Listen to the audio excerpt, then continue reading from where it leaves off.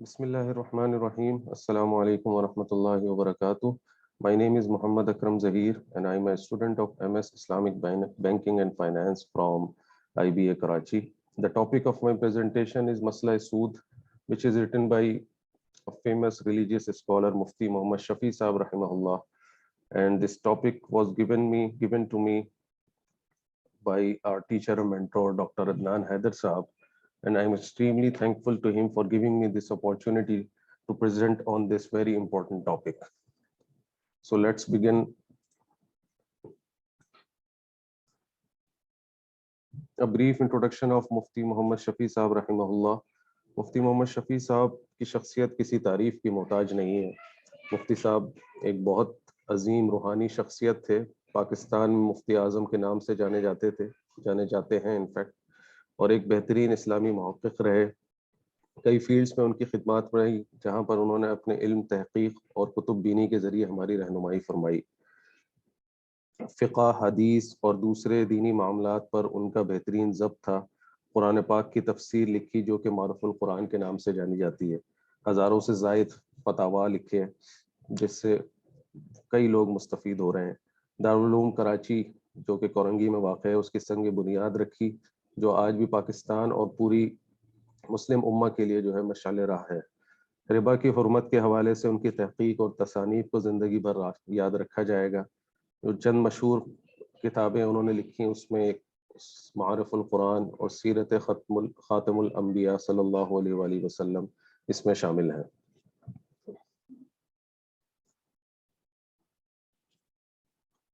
ये जो आर्टिकल मुफ्ती शफी साहब रहमहुल्लाह ने लिखा है इसमें जो चीज़ें, जो टॉपिक्स इसमें शामिल हैं, इसमें एक रिबा के हवाले से एक डेफिनेशन, एक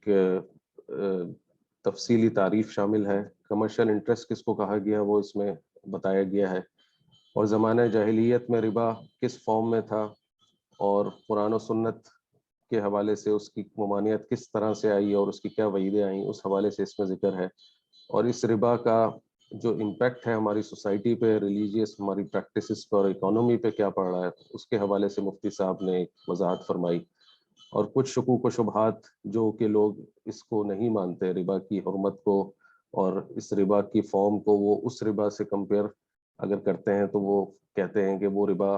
दरअसल एक रिबा था, लेकिन आजकल जो रिबा राइज है वो उस रिबा की डेफिनेशन में नहीं आता. तो उनके जो शुकूक व शुबहात हैं उसको उन्होंने वाज़ेह फरमाया. दो मेन कंट्रीब्यूशन इस मकाले में मुफ्ती मोहम्मद शफी साहब रहमतुल्लाह ने फरमाई. एक उन्होंने जो मुखालिफ शुबहात का मुदल्लल अंदाज में जवाब दिया है, और दूसरा हुर्मत सूद पर कुरानी दलाइल और 40 से ज़ायद अहादीस का अजीम ज़ख़ीरा जो है वो जमा फरमा दिया है. इस मकाले को लिखने का जो बैकग्राउंड है जो मुफ्ती साहब के सामने था वो ये था कि सूद खोरी का तरीका कोई दुनिया में आज पैदा नहीं हुआ. इस्लाम से पहले जाहिलियत में भी इसका सिलसिला जारी था. कुरैश मक्का, यहूद मदीना में इसका आम रिवाज था और उनमें सिर्फ शख्सी और सरफी ज़रूरतों के लिए ही नहीं बल्कि तिजारती मकासद के लिए भी सूद का लेन देन जारी था. फिर यूरोप के बनिए इस दुनिया में बरसर इक़्तिदार आए तो उन्होंने महाजनों और यहूदियों के सूदी कारोबार को नई नई शक्लें और नए नए नाम दिए और उसको ऐसा आम कर दिया कि उसको आज माशियात और इक़्तिसादियात और तिजारत के लिए रीढ़ की हड्डी समझा जाने लगा.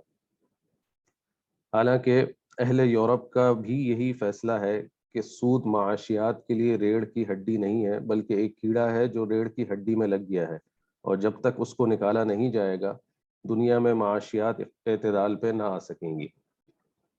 आज दुनिया में मशरिक़ से मगरिब तक तमाम तिजारतों में सूद का जाल इस तरह बिछा दिया गया है कि अहाद व अफराद क्या कोई जमात मिलकर भी इससे निकलना चाहे तो तिजारत छोड़ने या नुकसान उठाने के सिवा कुछ हाथ आना मुश्किल है. इस्लाम में की अगर हम बात करें तो उसमें बहुत सी चीज़ें हराम हैं, लेकिन सूद के मामले में जो वईद शदीद कुरान करीम में आई है कि सूद का लेन देन गोया अल्लाह उसके रसूल सल्लल्लाहु अलैहि वसल्लम से ऐलान जंग है, ऐसी वईद किसी गुनाह पे नहीं आई. जैसा कि अल्लाह पाक ने कुरान पाक में सूरह बकरा में इरशाद फरमाया کہ یا اعوذ باللہ من الشیطان الرجیم بسم اللہ الرحمن الرحیم یا ایھا الذین آمنوا اتقوا اللہ وذروا ما بقی من الربا ان کنتم مؤمنین فإن لم تفعلوا فأذنوا بحرب من اللہ ورسولہ، کہ گویا کہ جو سود نہیں چھوڑتا تھا اس کا اللہ اور اس کے رسول صلی اللہ علیہ وآلہ وسلم سے اعلان جنگ ہے، نعوذ باللہ۔ مفتی صاحب نے فرمایا کہ کسی مسلمان کے لیے اس کی بھی گنجائش نہیں کہ اس شدید حرام کے دنیا میں پھیل جانے کے عذر کا سہارا لے کر اپنی کوشش بھی چھوڑ بیٹھے، حالانکہ ہر مسلمان پر فرض ہے کہ اس سے خلاصی کی تدبیر میں لگا رہے اور اس کی کوشش کرے کہ اگر وہ دنیا کے بازاروں سے سودی کاروبار کو ختم نہیں کر سکتا تو کم سے کم اس کے کم کرنے کی جد و جہد میں لگا رہے۔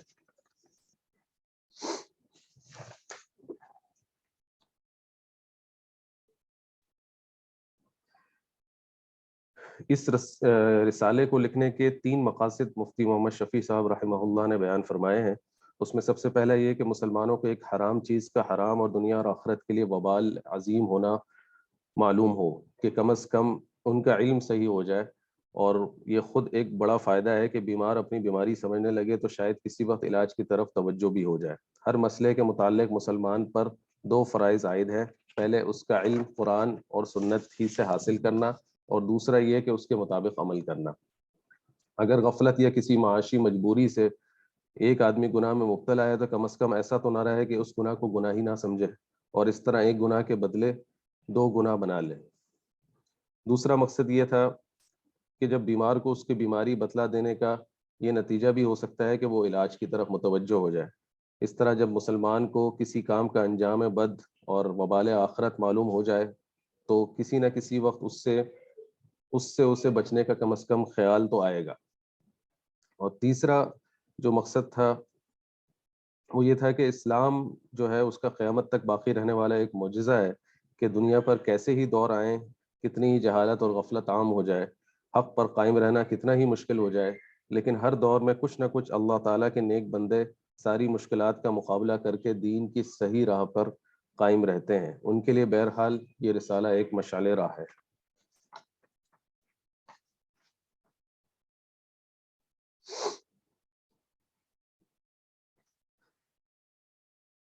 مفتی صاحب نے اس کے بعد ربا کی تعریف اور سود و ربا میں کیا فرق ہے اس حوالے سے بیان فرمایا ہے، اور اس میں وہ فرماتے ہیں کہ جو مروجہ سود جو آج کل سود کا رواج تھا اور جو پہلے بھی تھا، وہ ایک معین مقدار روپیہ معین میعاد کے لیے ادھار لے کر ایک اسپیسیفک پرسنٹیج کے ساتھ پروفٹ یا اس میں ایڈیشن لینے کا نام ہے، لیکن ربا اس میں منحصر نہیں، اس کا مفہوم اس سے زیادہ وسیع ہے۔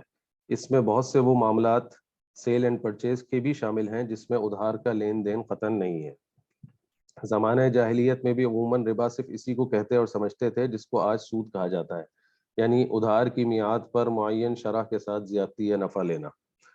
رسول اللہ صلی اللہ علیہ وآلہ وسلم نے ربا کے معنی کی وسعت بیان فرما کر بہت سی ایسی صورتوں کو بھی ربا قرار دیا جس میں ادھار کا معاملہ نہیں۔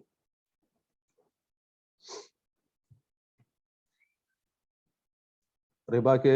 لٹرل میننگ، ربا کے معنی ہیں لغت کے اعتبار سے زیادتی، بڑھوتری، بلندی کے آتے ہیں، اور اصطلاح شریعت میں ایسی زیادتی کو ربا کہتے ہیں جو بغیر کسی مالی معاوضے کے حاصل کی جائے۔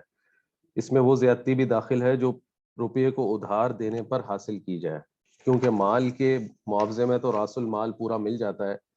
جو زیادتی بنام سود یا انٹرسٹ لی جاتی ہے وہ بے معاوضہ ہے، اور سیل اینڈ پرچیز کی وہ صورتیں بھی اس میں داخل ہیں جن میں کوئی زیادتی بلا معاوضہ حاصل کی جائے، جس کی تفصیل جو ہے انہوں نے مفتی صاحب نے اس رسالے میں باقاعدہ آگے جا کے اور اس کو تفصیل سے بتایا ہے۔ اس ربا کی مختلف صورتیں جو تھی وہ مختلف خطوں میں رائج تھیں۔ عرب میں اس کا اکثر رواج اس طرح تھا کہ ایک معین رقم معین مدت کے لیے معین مقدار پر سود پر دی جاتی تھی۔ قرض خواہ نے اگر میعاد مقرر پر واپس کر دی تو مقررہ سود لے کر معاملہ ختم ہو جاتا تھا، اور اگر اس وقت وہ واپس نہیں کر سکا تو آئندہ کے لیے مزید سود کا معاملہ کیا جاتا تھا۔ بہرحال ربا کی حقیقت جو نزول قرآن سے پہلے بھی سمجھی آتی تھی یہ تھی کہ قرض دے کر اس پر نفع لیا جائے۔ اس سے بھی ثابت ہوا کہ ربا ہر اس زیادتی کا نام ہے جو قرض سے حاصل ہوئی ہو، خواہ وہ شخصی ہو یا صرفی ہو یا جماعتی ہو یا کمرشل بیسس پر ہو۔ ہجرت مدینہ کے آلموسٹ 8ویں سال فتح مکہ کے موقع پر آیات ربا نازل ہوئیں، جن میں ربا کو حرام قرار دیا گیا، اور آیات قرآن کو سنتے ہی ربا کے متعارف معنی قرض ادھار پر نفع لینا، یہ تو اسی وقت سب نے سمجھ لیا اور اس کو قطعاً حرام سمجھ کر سب نے فوری طور پر اس کو چھوڑ دیا۔ لیکن رسول اللہ صلی اللہ علیہ وآلہ وسلم نے اپنے فرض منصبی کے مطابق ان آیات کی تشریح کرتے ہوئے جو معنی بیان فرمائے، ان میں ایک اور قسم کا اضافہ تھا جس کو پہلے سے عرب میں ربا کے اندر شامل نہ سمجھا جاتا تھا، جس کا ذکر ہے، یعنی ایک حضرت صلی اللہ علیہ وآلہ وسلم نے فرمایا، جس کا مفہوم ہے کہ سونا سونے کے بدلے، چاندی چاندی کے بدلے، اور گندم گندم کے بدلے، اور جو جو کے بدلے، اور چھوارے چھوارے کے بدلے، اور نمک نمک کے بدلے میں اگر لیا اور دیا جائے تو ان کا لین دین برابر اور اسپاٹ پر ہونا چاہیے۔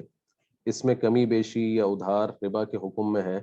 جس کے گناہ میں لینے والا اور دینے والا برابر ہے۔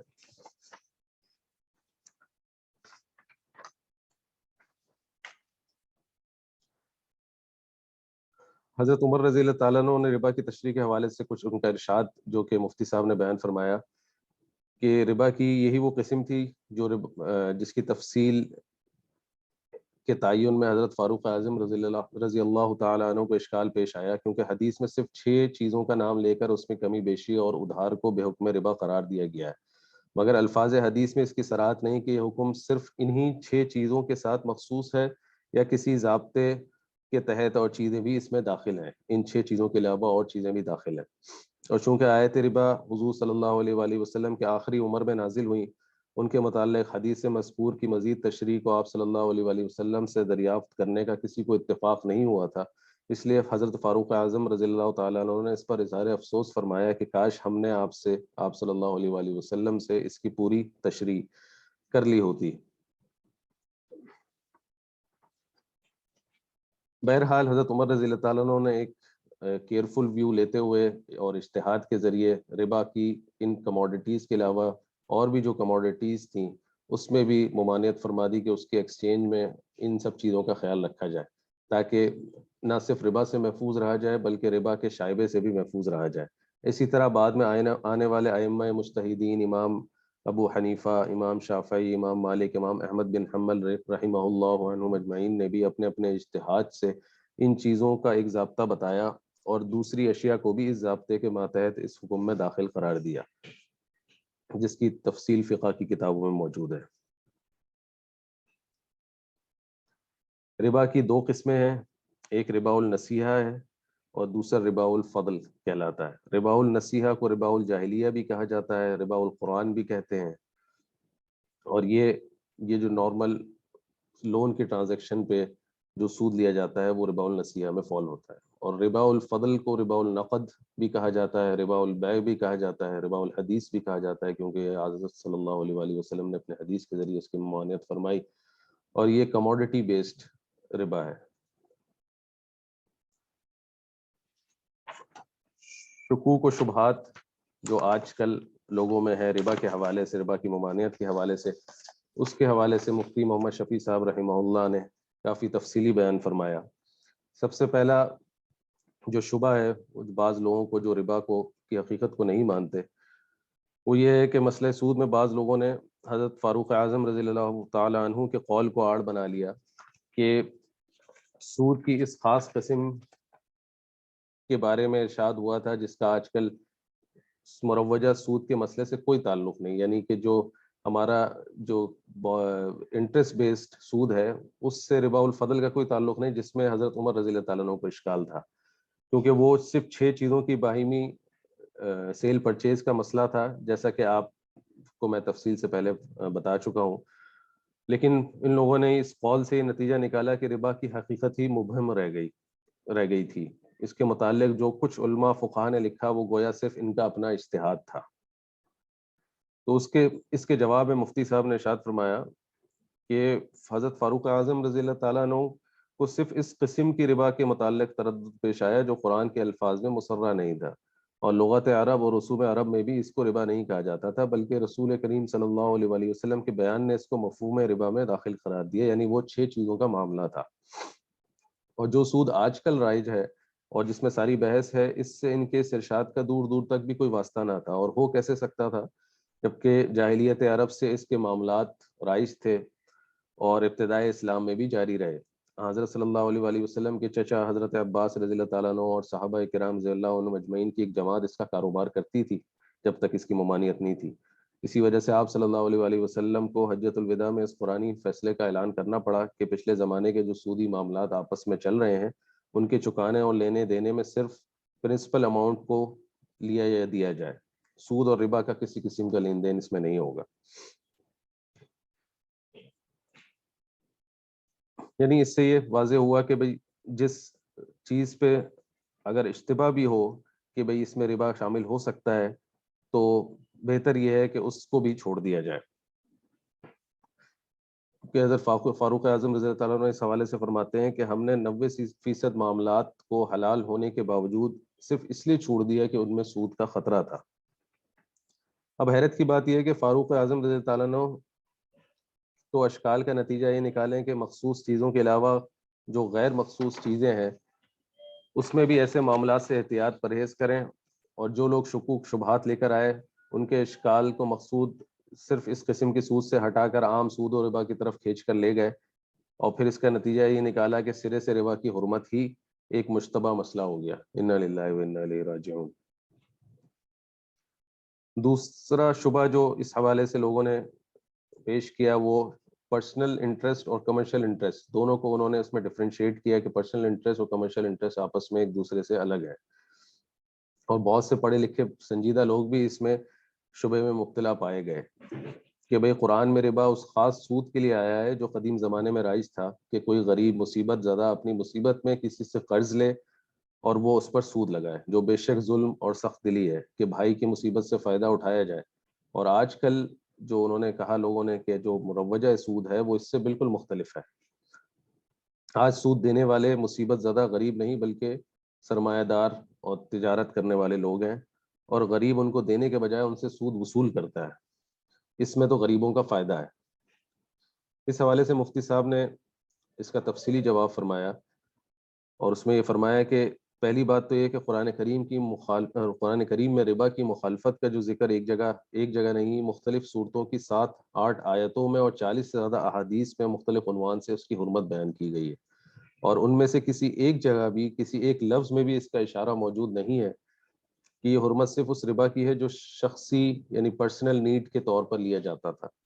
تجارتی سود یعنی کہ کمرشل انٹرسٹ اس سے مستثنیٰ ہے۔ پھر کسی کو حق کیسے پہنچتا ہے کہ خدا تعالیٰ کے حکم میں کسی چیز کو محض اپنے خیال سے مستثنیٰ کر دے یا عام ارشاد کو خاص کر دے؟ تو اس طرح تو بہت سی برائیاں ہیں، شراب ہے، قمار ہے،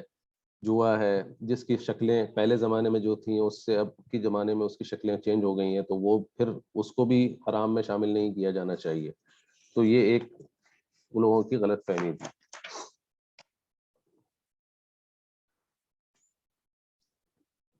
اس کے علاوہ بھی اگر ہم تاریخ پر نظر ڈالیں تو وہاں سے یہ پتہ چلتا ہے کہ صرف پرسنل نیڈ کے بیسس پہ سود کا لین دین نہیں ہوتا تھا بلکہ کمرشل بیسس پہ بھی ہوتا تھا۔ نزول قرآن کے زمانے میں ربا کی صرف یہی صورت رائج تھی کہ کوئی غریب آدمی اپنی شخصی مشکلات کے حل کے لیے سود پر قرض کا معاملہ کرے، تجارت کے لیے سود پر قرض روپیہ لینے دینے کا رواج نہ تھا۔ لیکن اگر ہم آیت ربا کا شان نزول دیکھیں تو ہمیں یہ معلوم ہوتا ہے کہ حرمت ربا کا اصل نزول تجارتی سود کی ہی واقعے میں ہوا ہے، کیونکہ عرب اور بالخصوص قریش تجارت میں پیش تھے اور عام طور پر تجارتی اغراض سے ہی سود کا لین دین کرتے تھے۔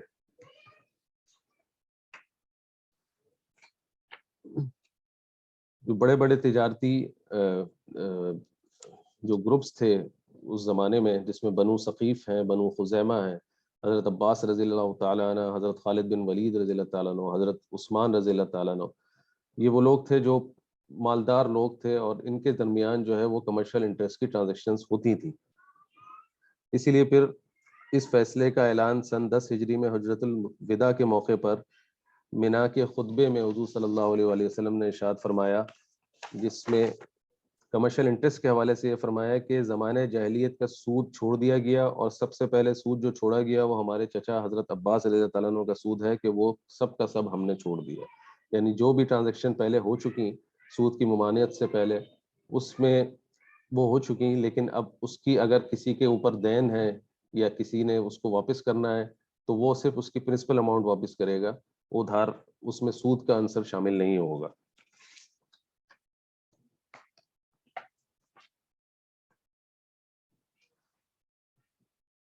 اس کے ساتھ ساتھ یہ بھی ذکر ہے اس میں کہ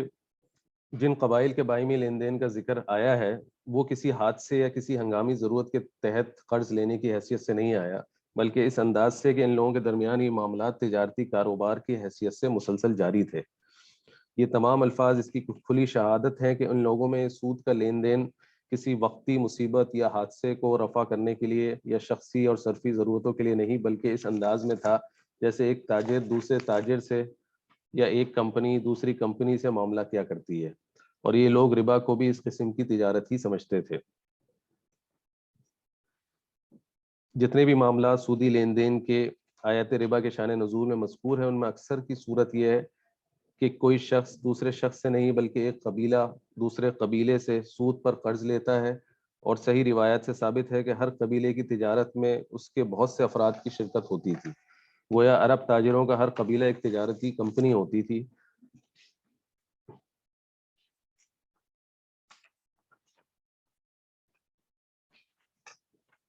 تیسرا اشکال جو پیش کیا گیا کہ سود جو ہے وہ آج کل غریب لوگوں کے لیے فائدہ مند ہے اور پہلے زمانے میں غریب لوگوں کو نقصان پہنچاتا تھا. تو اس حوالے سے مفتی صاحب نے فرمایا کہ بینکوں کے سودی کاروبار سے غریب عوام کا نفع ہے کہ انہیں کچھ تو مل جاتا ہے. یہ وہ فریب ہے جس کی وجہ سے انگریز کی سرپرستی میں اس منحوس کاروبار نے ایک خوبصورت شکل اختیار کر لی ہے کہ سود کے چند ٹکوں کے لالچ میں غریب یا کم سرمایہ دار نے اپنی اپنی جمع پونجی سب بینکوں کے حوالے کر دی. اس طرح پوری ملت کا سرمایہ سمٹ کر بینکوں میں آ گیا. اسی طرح انہوں نے فرمایا کہ بینک کسی غریب کو تو پیسے دینے سے رہے، غریب کا تو وہاں گزر بھی مشکل ہے، تو وہ بڑے سرمایہ دار اور بڑی ساکھ والوں کو قرض دے کر ان سے سود لیتے ہیں، اور نتیجہ یہ ہوا کہ پوری ملت کا سرمایہ ان چند بڑے لوگوں کے پیٹ میں چلا گیا، اور جو آدمی 10,000 کا مالک ہے وہ 10 لاکھ کا کاروبار کرنے لگا، اور اس سے جو عظیم الشان اس کو نفع حاصل ہوا اس میں سے چند ٹکے بینکوں کو دے کر باقی سب اپنا مال ہو گیا. بینک والوں نے ان ٹکوں میں سے کچھ حصہ ساری جو قوم تھی جن کے اکاؤنٹ ہولڈرز تھے ان کے پیسوں کے حساب سے ان کو کچھ سود بانٹ دیا. دوسری بات یہ کہ مفتی صاحب نے اس طرف اشارہ فرمایا کہ جب ایک تاجر 10,000 کا مالک ہوتے ہوئے 10 لاکھ کا کاروبار کرتا ہے تو غور کیجئے کہ اگر اس کو نفع پہنچا تو سود کے چند ٹکوں کے علاوہ وہ سارا نفع اس کو ملا، اور اگر یہ ڈوب گیا اور تجارت میں گھاٹا ہو گیا تو وہ اس کے صرف 10,000 گئے، باقی 90 لاکھ تو پوری قوم کے گئے جن کے جو ڈپازٹ ہولڈرز تھے اس بینک میں. اور مزید اس میں مفتی صاحب یہ فرماتے ہیں کہ ان ڈوبنے والے جو سرمایہ دار ہیں انہوں نے تو اپنے ڈوبنے کے لیے بھی کوئی ایک سلوشن نکالا ہوا ہے انشورنس کا، کہ اگر کسی حادثے کے سبب ہو کوئی تجارت میں خسارہ ہو جائے، مثلا مال میں یا جہاز میں آگ لگ گئی، تو یہ اپنا نقصان انشورنس سے وصول کر لیتے ہیں. مگر کوئی دیکھے کہ انشورنس میں مال بھی کہاں سے آیا، وہ بھی بیشتر انہی غریب عوام کا ہوتا ہے. نہ ان کا کوئی جہاز ڈوبتا ہے، نہ دکان میں آگ لگتی ہے، نہ ان کا کوئی سامان جلتا ہے، نہ موٹر کا ایکسیڈنٹ ہوتا ہے، کیونکہ یہ چیزیں ان غریبوں کے پاس ہیں ہی نہیں. جس کا نتیجہ یہ ہوتا ہے کہ ان حادثوں کا فائدہ تو یہ غریب اٹھاتے نہیں، بلکہ ان کے یہاں سے اس میں سے کچھ بھی ان کا کنٹریبیوشن ہوتا ہے وہ بھی ان مالدار لوگوں کے پاس انشورنس کلیم کی صورت میں چلا جاتا ہے. اس کے علاوہ ایک اور نقصان جو عوام کو پہنچا ہے وہ یہ کہ جو چھوٹا سرمایہ دار ہے وہ کسی بھی تجارت میں زندہ نہیں رہ سکتا، کیونکہ بڑے تاجر کمپٹیشن کے ذریعے اس کا ایک دن میں دیوالیاں نکال دیتے ہیں، جس کا نتیجہ یہ ہوا کہ تجارت کا کاروبار جو پوری قوم کے لیے فائدہ مند تھا اور ذریعہ ترقی تھا وہ چند مخصوص لوگوں تک محدود ہو کر رہ گیا. اور اس سودی معاملے کا ایک بڑا ضرر عوام کو یہ ہے کہ جب تجارت کے اڈوں پر مخصوص قسم کے انویسٹرز اور سرمایہ دار قابض ہو گئے تو اشیاء کے پرائسز بھی ان کے رحم و کرم پہ چلی گئیں. جس کا نتیجہ یہ ہوا کہ سامان معیشت روز بروز مہنگی ہوتی چلی گئی اور ہر جگہ کی حکومتیں اس کی فکر میں لگی رہتی ہیں لیکن قابو نہیں پا سکتی۔ اب مفتی صاحب فرماتے ہیں کہ یہ سوچئے کہ ان فریب خوردہ عوام کو جو چند ٹکے سود کے نام سے ملے تھے اور نتیجے میں سامان تجارت جو جب وہ مارکیٹس میں گئے اور اس میں قیمتیں آسمان تک پہنچ گئیں تو ان کی جیب میں جو کچھ بچا تھا، جو سود آیا تھا، وہ بھی نکل کے واپس انہی سرمایہ داروں کی جیب میں چلا گیا۔ تو بہرحال مفتی صاحب کا کہنے کا یہی مفہوم تھا کہ جو کنونشنل بینکنگ سسٹم پہ کام ہو رہا تھا، جو سود کے بیسس پہ ہو رہا ہے، تو اس میں ڈسٹریبیوشن آف ویلتھ جو کہ اسلام کا ایک بیسک کانسیپٹ ہے وہ نہیں ہو پا رہا، بلکہ کنسنٹریشن آف ویلتھ ہو رہا ہے۔ جو پیسہ ہے، جو مالدار ہے، وہ مزید مالدار ہوتا جا رہا ہے اور غریب جو ہے وہ مزید غریب ہوتا جا رہا ہے۔ آخر میں اس جو پورا مقالہ لکھا مفتی محمد شفیع صاحب رحمہ اللہ نے، اس کا کنکلوژن میں بیان کرتا ہوں۔ تو اس میں انہوں نے فرمایا کہ اللہ تعالیٰ نے، جیسے کہ قرآن کریم میں سورہ بقرہ کی آیت نمبر 275 میں اللہ تعالیٰ فرماتے ہیں وَأَحَلَّ اللَّهُ الْبَيْعَ وَحَرَّمَ الرِّبَا، کہ اللہ تعالیٰ نے تجارت کو حلال قرار دیا اور سود کو حرام قرار دیا۔ اس میں ربا کی حرمت کے بیان سے پہلے جو کاروبار کرنے والا ہے اس کی حلت کا ذکر فرما کر اس طرف اشارہ دیا کہ اپنا مال اور محنت تجارت میں لگا کر نفع حاصل کرنا کوئی جرم نہیں۔ جرم یہ ہے کہ دوسرے شریکوں پر ظلم کیا جائے، ان کا حق ان کو نہ دیا جائے۔ جب روپیہ دوسرے کا ہے اور محنت آپ کی ہے اور تجارت کے یہی دو بازو ہیں جن کے ذریعے وہ چلتی اور بڑھتی ہے، تو اس کے کوئی معنی نہیں کہ مال والے کو گنتی کے چند روپے ملیں اور تجارت کا سارے نفع پر آپ قبضہ کر لیں۔ تاجر اور ربا کے حوالے سے اس میں فرق صرف منافع کا ہے کہ اس کی اگر ایکویٹیبل ڈسٹریبیوشن کی جائے منافع کی تو وہ تجارت کہلاتی ہے، اور اگر اس کی ظالمانہ تقسیم ہو تو وہ ربا ہے۔ ہاں، اگر آپ اس تجارت کے دوسرے شریک یعنی مال والے پر ظلم کرنے لگیں تو اس کی کچھ رقم معین کر دیں اور باقی سب کچھ آپ کا، تو یہ کھلی ناانصافی ہے۔ یہ تجارت یا سیل پرچیز نہیں ہے بلکہ ادھار کا معاوضہ ہے، اور اسی کا نام قرآن میں ربا لکھا گیا ہے۔ اور دوسری طرف مفتی صاحب یہ بھی ارشاد فرماتے ہیں کہ قرآن تو دونوں ہی کے حق میں انصاف کرنا چاہتا ہے، نفع ہو تو دونوں کا ہو، نہ ہو تو کسی کا نہ ہو۔ البتہ جب نفع ہو تو اس کی تقسیم انصاف کے ساتھ حسب حصہ کی جائے، یعنی جتنا اس کا حصہ بنتا ہے اس کی تقسیم اسی حساب سے کی جائے۔ اس کے علاوہ اگر نقصان ہو تو اس کا بھی قانون ایسا ہے کہ اس کے ذریعے بالآخر سود کا، سوداگر کا جو سارا خسارہ ہے وہ بھی عام جو ڈپازیٹرز ہیں ان کو بھگتنا پڑتا ہے۔ تو اس حوالے سے مفتی صاحب فرماتے ہیں کہ سود کے سارے کاروبار، اس کی حقیقت پر اگر ہم ذرا غور کریں تو ہمیں یہ معلوم ہوگا کہ سودی کاروبار کا لازمی نتیجہ عام عوام کی غربت اور افلاس اور چند بڑے سرمایہ داروں کے سرمایے میں ناقابل قیاس اضافہ ہے، اور یہی معاشی جو ڈس ایکویلٹی ہے وہ پورے ملک کی تباہی کا سبب بنتی ہے۔ اسی لیے اسلام نے اس پر پابندی لگائی ہے۔ تو بڑی تفصیلی گفتگو فرمائی مفتی محمد شفیع صاحب رحمہ اللہ نے، بہت سی چیزیں اس میں واضح فرمائیں کہ جو اشکالات تھے لوگوں کے، اور ربا کی کیا تعریف ہے اور ربا میں کون کون سے ایلیمنٹ شامل ہیں، کون کون سی قسمیں ہیں۔ اور میں امید کرتا ہوں کہ آپ سب کو بھی اس سے بڑا فائدہ پہنچے گا، اور آگے بھی اس مقالے کے حوالے سے جو لوگ اس سے فائدہ حاصل کریں گے اور جو لوگ اس کو پڑھنے کی کوشش کریں گے تو ان کو بہت سی چیزیں کلیریفائی ہوں گی کہ سود کے حوالے سے کس کس چیز کی ممانعت ہے اور تجارت کو کس طرح سے اللہ تعالیٰ نے حلال قرار دیا ہے۔